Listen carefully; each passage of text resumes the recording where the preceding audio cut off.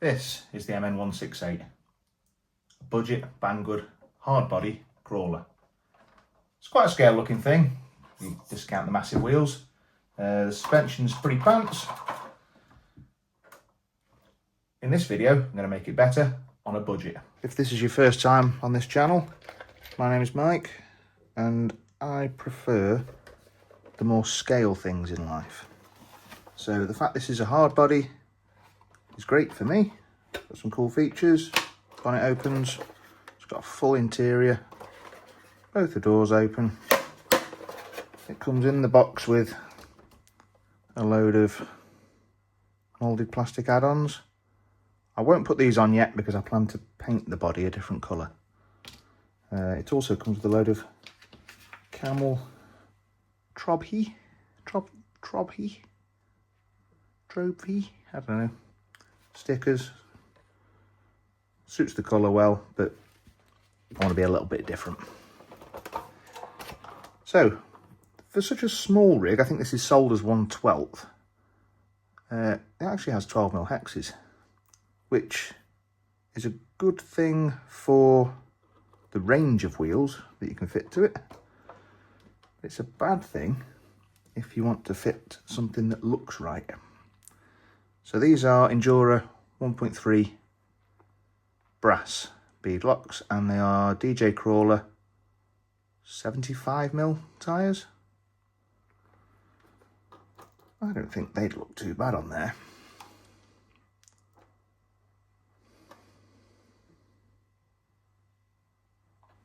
But they take a 7mm hex, and a 7mm hex doesn't fit with a, I assume that's M3, maybe M4 stub axle. So I've got some drilling to do there. I've got some drilling to do there, and hopefully it works. Well, I've just wasted, I'm not bothered about them, but you know, a set of wheels isn't cheap. I'm pretty sure I can get something done. And as you can see, kind of works.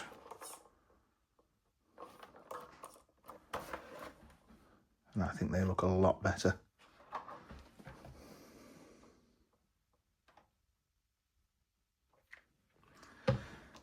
I'll go away and do all four and come back to you. I'm back. All four are fitted. Sort of moves. So, what I've done away with the stock 12mm plastic hex. I've fitted some Endura 7mm hexes from a TRX 4M. I've also had to remove the standard MN drive pins. Yeah. And I fitted some TRX 4M drive pins. If I can find another one, I'll show you why. The reason why is because with the drive hexes being a little bit narrower, the standard pins were sticking out the side and weren't letting the wheels sit properly down. So I've used the standard TRX 4M pins. So hopefully that hasn't blunted the performance too much. It's probably added a little bit of low down weight, which is always a good thing. These tyres are super sticky. Can't wait to try those. They've got some silicone inserts as well inside for added weight, and they are vented. You can see from the top down view as well, we've added a little bit of width to the truck. Should help with stability, side hilling. It's actually pretty good. Yeah. Should we see if it'll crawl over some tyres and look cool? Comes with a pretty cool little remote. It's not the nicest thing, but it's, you can use it one-handed. The truck also has indicators, headlights, tail lights, and brake lights. So let's see.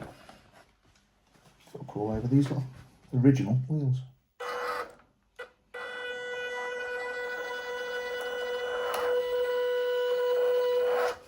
Yeah, that's not bad. Slow speed control's not the best. Hopefully this brushless outrunner, ooh, with the drive pin stuck to it, and brushless ESC will help. This was £25 from AliExpress. I've cut the switch off because I don't want that, and I've replaced the Dean's plug that comes on it with a XT60 because that's what all of my batteries have got. Hopefully that will improve that a little bit. It's not too bad.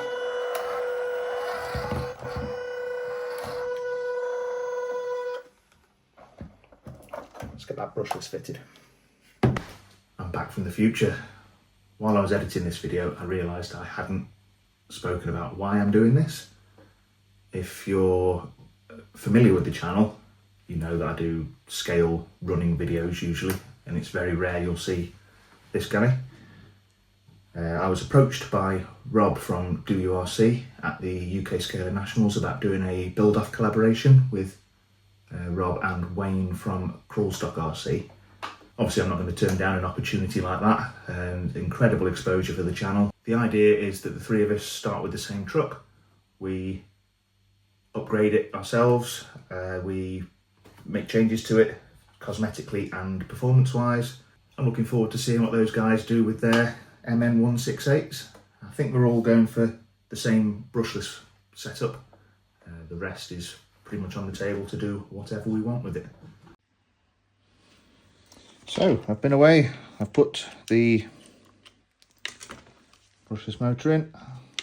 Pretty easy going, to be honest.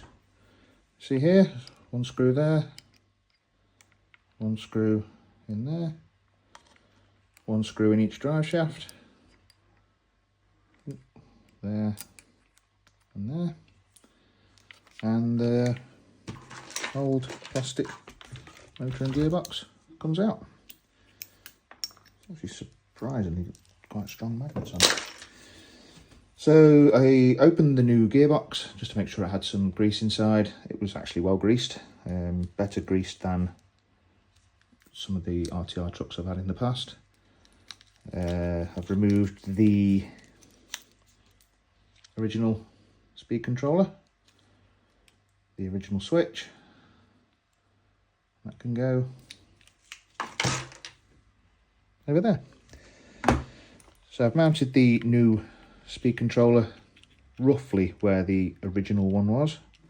I've also taken these little shock towers off and moved them so that the shocks are more laid down. It should improve flex a little bit. It should also reduce the ride height, but also keep the same amount of suspension movement. I've also dismantled the stock shocks, because although they are oil-filled shocks, there's actually no oil in them out of the box. Put some 20 weight oil in and they actually feel pretty good.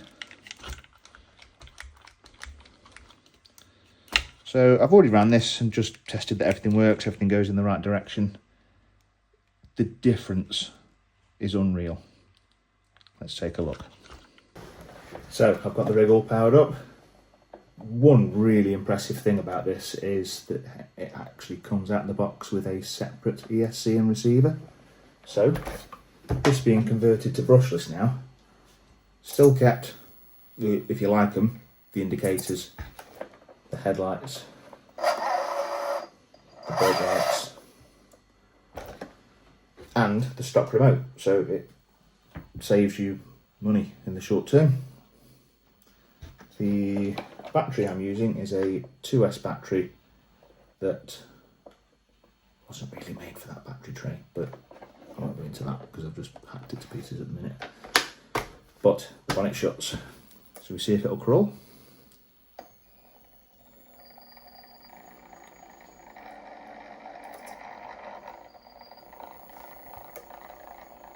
See, out of that out for a slow crawl. That's actually really impressive.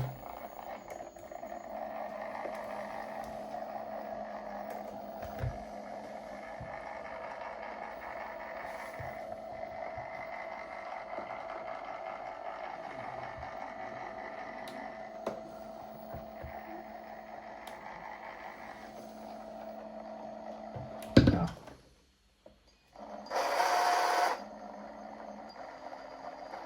you can actually see when it comes out of the FOC area there.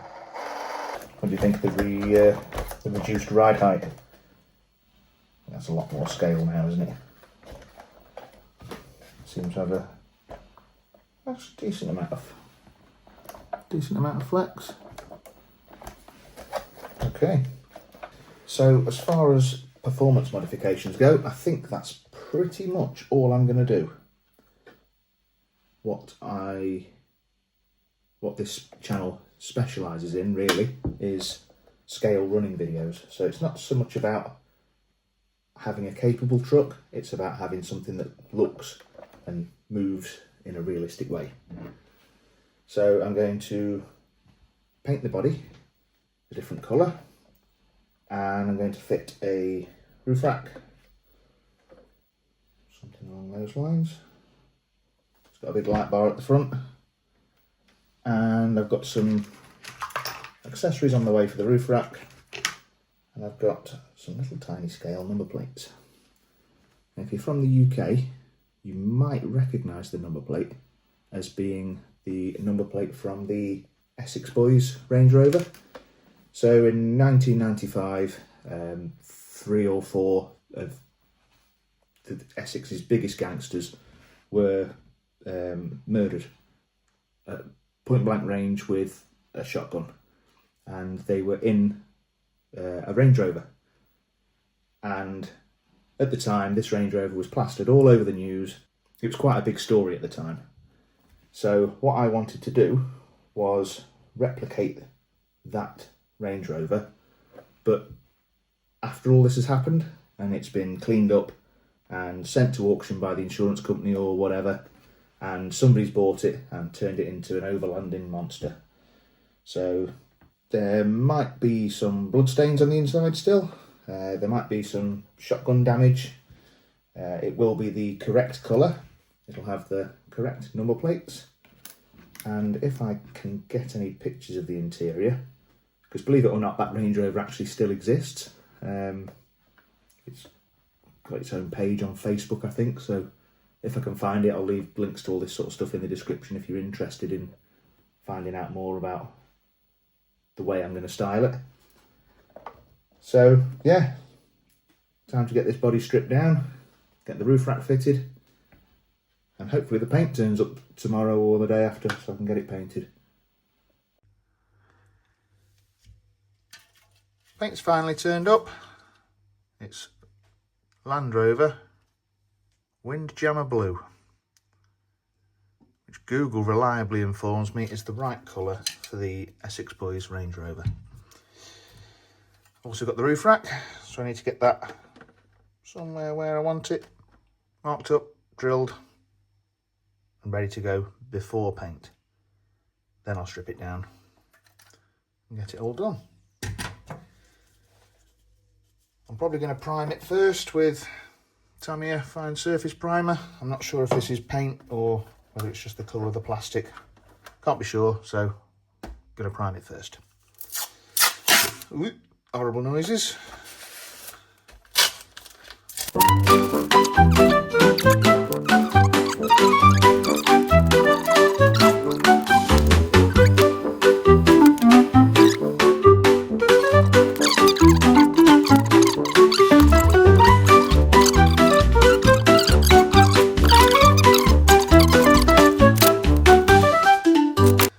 I've got the roof rack fitted, as you can see by the bits of plastic.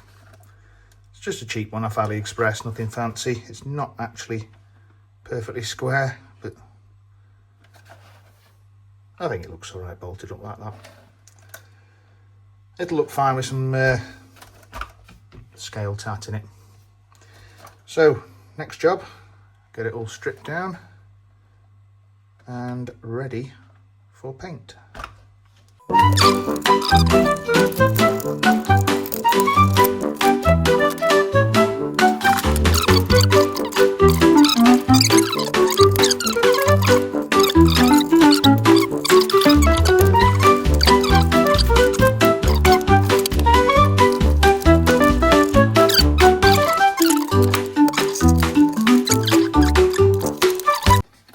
Got it all stripped down, it's covered in bits of plastic. All came apart really easily actually. The only thing worth noting that I've found so far is the door cards and the door hinges and bonnet hinge have a slightly shorter screw than pretty much everything else. It's worth keeping those separate. And the electronics are held in with slightly smaller screws as well. Nothing too complicated. Right, I'll get it all scotched up and primed and I'll come back to you. Alright, I'm back. Spent a bit of time last night painting it up. Quite happy with the colour, not too happy with the finish. It's not perfect, but at the end of the day it's a truck that's going to get used, so I'm not too fussed. It is what it is. So when I was drilling for the roof rack yesterday, I forgot to drill for the wire for the lights. So I'll have to do that now, which that's okay. It'll take 2 seconds. It means I can then route the cable internally so it can't be seen. Tape it up, glue it up out the way, and all will be lovely. So shall we do that first? Yes, it would make sense to, wouldn't it? Okay, I'll do that first. So just approximately somewhere there. I'll show you the interior as well. Like I said before, I'm doing the like an Essex Boys tribute, and seeing as all 4 of them got shot at point blank range with a shotgun, I decided to put some blood splatters on. Nothing too fancy. The paint I used is Tamiya translucent red. I think it's for painting tail lights and things like that. It looks really wet, but it's actually completely dry, and I think it looks really good. Looks kind of like blood splattery-ish. Grim. Anyway, I'll drop you into time lapse while I put all the screws and stuff here. You don't need to see that.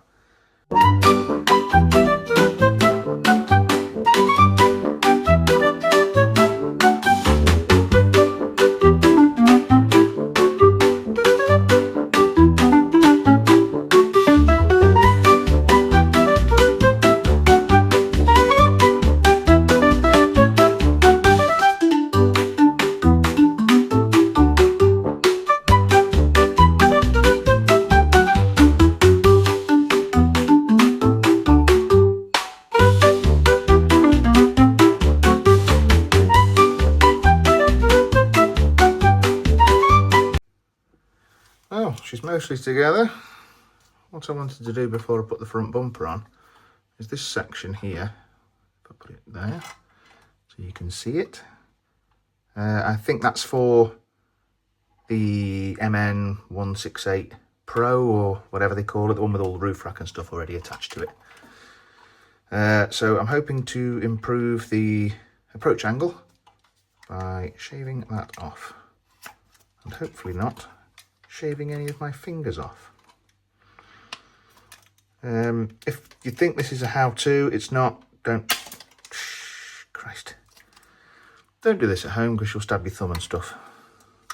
Use a rotary tool or somebody else's fingers.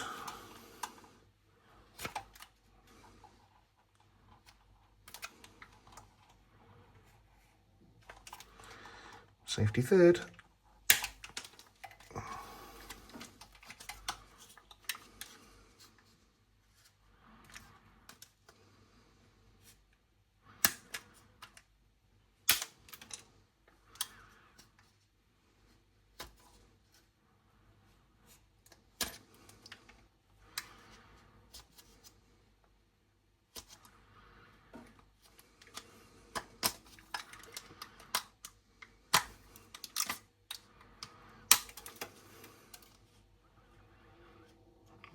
you can see, very roughly, backed it off.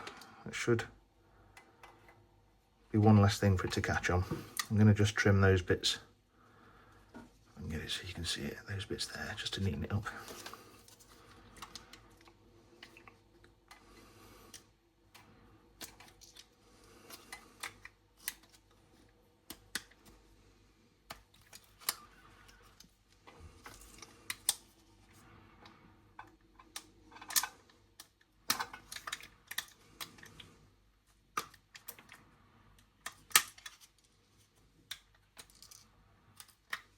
There we go. That's that done. Right. I would like to paint that silver.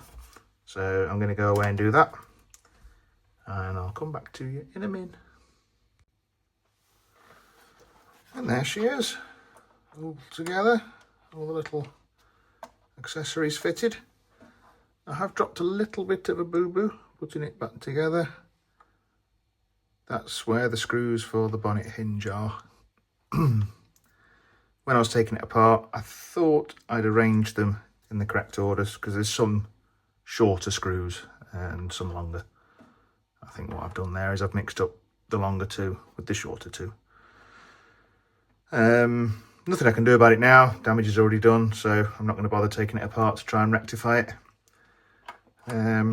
Everything went back together reasonably well. I've got one screw left over, so I guess I built it better than they did. It's at least, I don't know, 1/4 gram lighter. I'll see you outside for some photos, eh? So I'm out here ready to test the Range Rover, see if it still works as a truck. I've added a few bits of scale tapped to the roof rack. I've added a bucket because, you know, every single one of Rob's rigs has got a bucket on.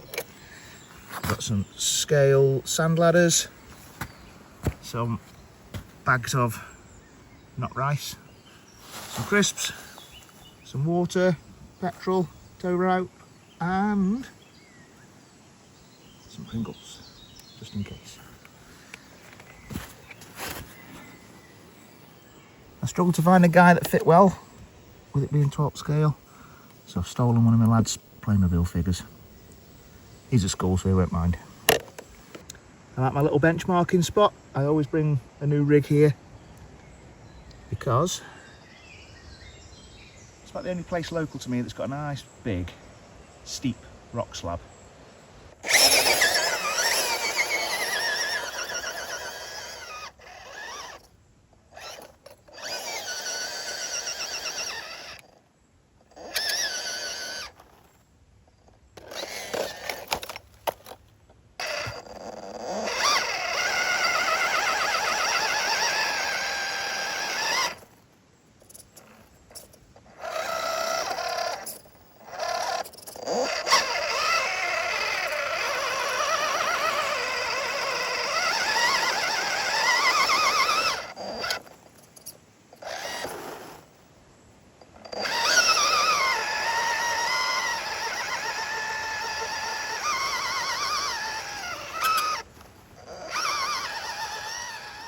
There we go.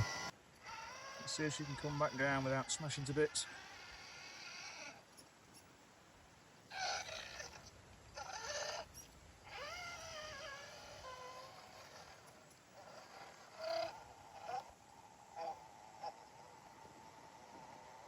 Wow, look at that slow crawl.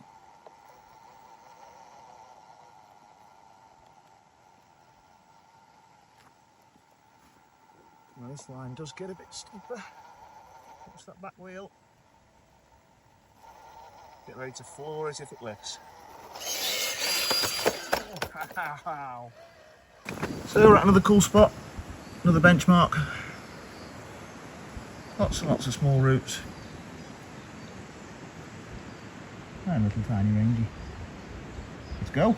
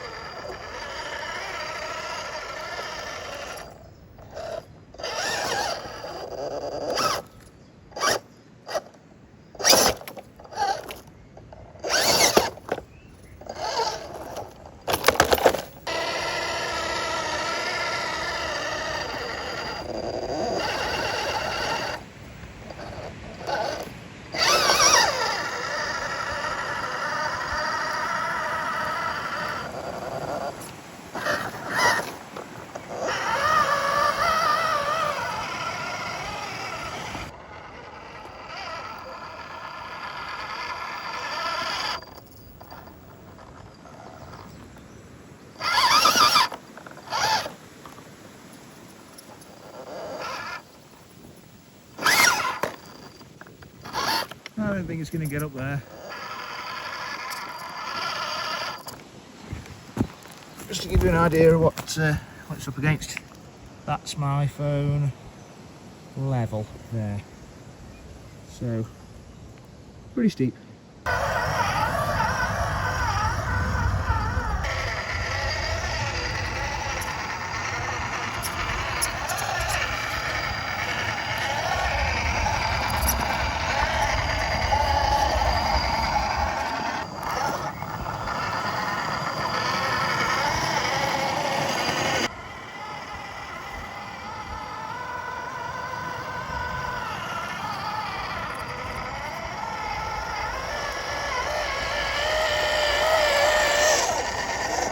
Having fun, pal.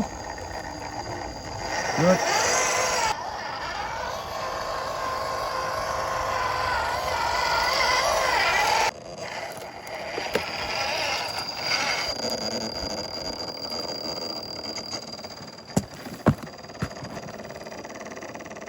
Just look at that squish. Nice. Something I love seeing when running a rig. When it floats a wheel over something. When it floats a wheel over something. Right in there, bud. A lot of blood.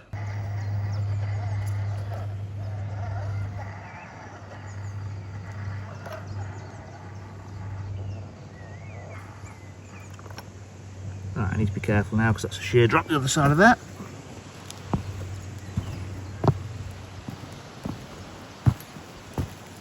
Haven't thrown a rig off this one yet. I don't want to start now though. If you're wondering where I am, I'm in Staffordshire. This is Dimmingsdale, so if you've heard of Alton Towers, that's about a mile that way.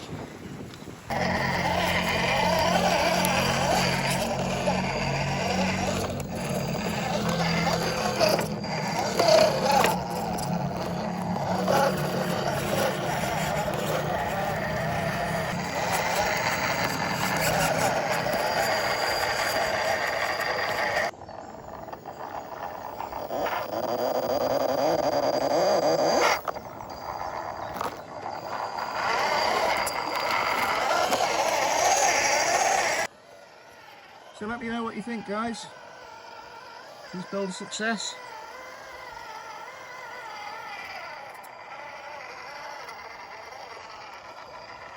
I'm actually really happy with it. I love the looks. The performance isn't all that. But for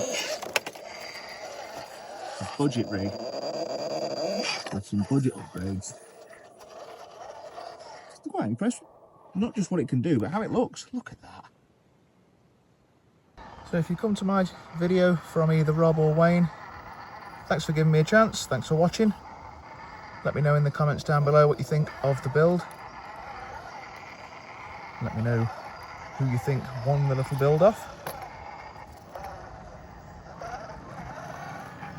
And if you're seeing this before seeing either Wayne or Rob's videos, I'll leave a link in the description to both of their videos and their channels. Check them out, give them a comment, and let them know what you think. So I'd like to say thanks to both Rob and Wayne. That's Rob from Do You RC and Wayne from Crawlstock RC for inviting me to do this build off with them. I had a lot of fun. It's a bit out of the ordinary for me, break from the norm. A lot out of my comfort zone. But I'm very grateful for the opportunity. So thank you both.